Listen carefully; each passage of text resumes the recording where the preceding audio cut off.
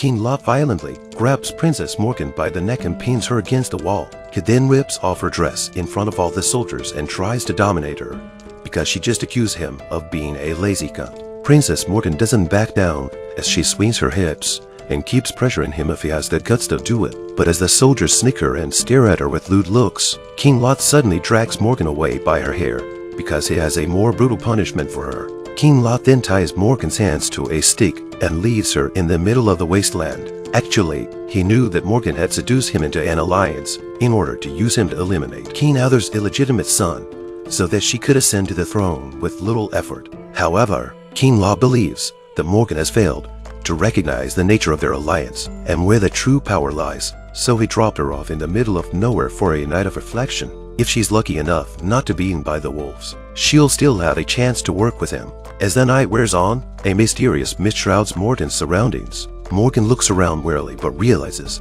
that it's not the wolves, but the devil she's been trading witchcraft with that's ahead of her. Although the devil constantly murmurs he is wrong to her, Morgan has no idea who the devil is pointing at. Fortunately, at least she makes it through the night under the devil's protection. The next morning, King Lot wakes her up by stroking her cheek. He expects Morgan, his ally, to be more disciplined after a night of punishment. Since the sword of the gods has been pulled out by Arthur, there is no point for him to give Arthur 5 dawns to leave the realm. So King Lot decides to attack Arthur tonight. On the other hand, Arthur, who has been in a coma for a day and a night, finally wakes up. He still can't believe he actually drew the sword of the gods. Though he's still a little weak, Merlin insists on organizing Arthur's coronation tonight. Hundreds of warriors have come to see Arthur pull out the sword of the gods and make him king. Morgan arrives at the castle on horseback, but she's here to send a message. Morgan tells Merlin about King Lot's plan to attack tonight, and she leaves with a message wishing them good luck. So Merlin prepares for battle and makes sure the coronation goes off without a hitch. I present to you your undoubted king!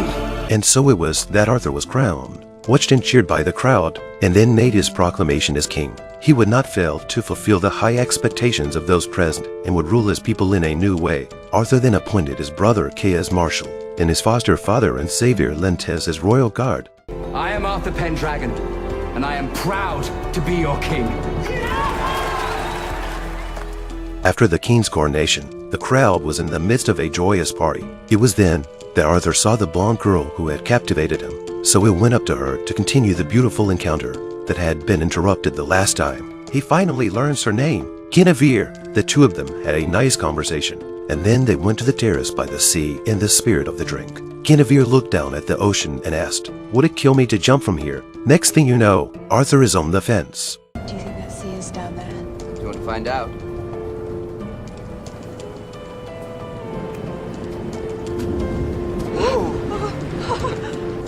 If you do, I will. Ready?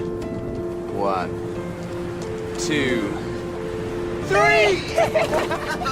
While the two of them are having a good time, the ambience is suddenly interrupted by the arrival of Lentes, the guard. Arthur wanted to introduce Guinevere to Lentes, but he was embarrassed not to know that they knew each other. This is my betrothed.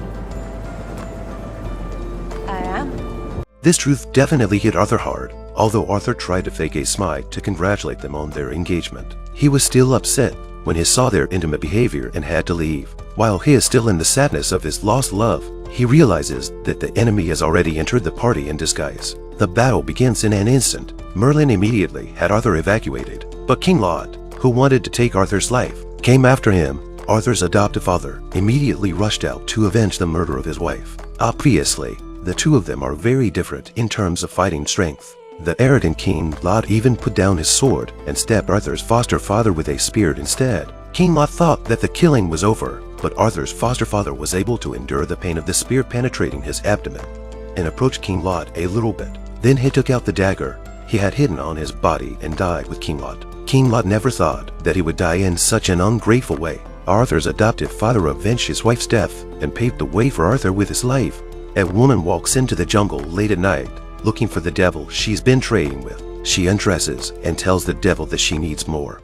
Tell me what I have to do. Not long ago, King Lot, who was allied with Princess Morgan for the throne, was killed, putting Morgan's ambitious plans on hold. Morgan can only watch as Arthur the illegitimate son of the former king, takes the throne she so desperately wants. Morgan and Arthur are half-siblings. In fact, Arthur, not wanting to antagonize his sister, suggested that he could share the throne with her. It's either you or me, it can't be both. Why not? For you, this is nothing. For me, everything. Men are not my way to this. I'll find another way to take it. After leaving Camelot Castle, Morgan went deep into the woods to continue his dealings with the devil. It's always calm before the storm. The biggest blow Arthur had to face was the fact that his beloved Guinevere would be marrying his guard Lentus in 3 days. Guinevere's expectations of this engagement, which she has had since she was a child, are shaken when she meets King Arthur. A wedding, which is to be held in the castle, is a bit awkward for both of them. Just then, Morgan sends her maid to invite Arthur to her castle for dinner. Merlin was still trying to figure out what Morgan was up to, but an unhappy Arthur didn't hesitate to say yes. Merlin has no choice but to accompany him. When the two of them arrive at the castle, Morgan is waiting in full costume. I'm honored. Thank you. Morgan's sudden change of attitude to subservience was a surprise to both of them. Merlin was never convinced that she was sincere in her quest for peace. Morgan prepares a sumptuous dinner, but Merlin is too cautious to eat, so Morgan tastes Arthur's soup first.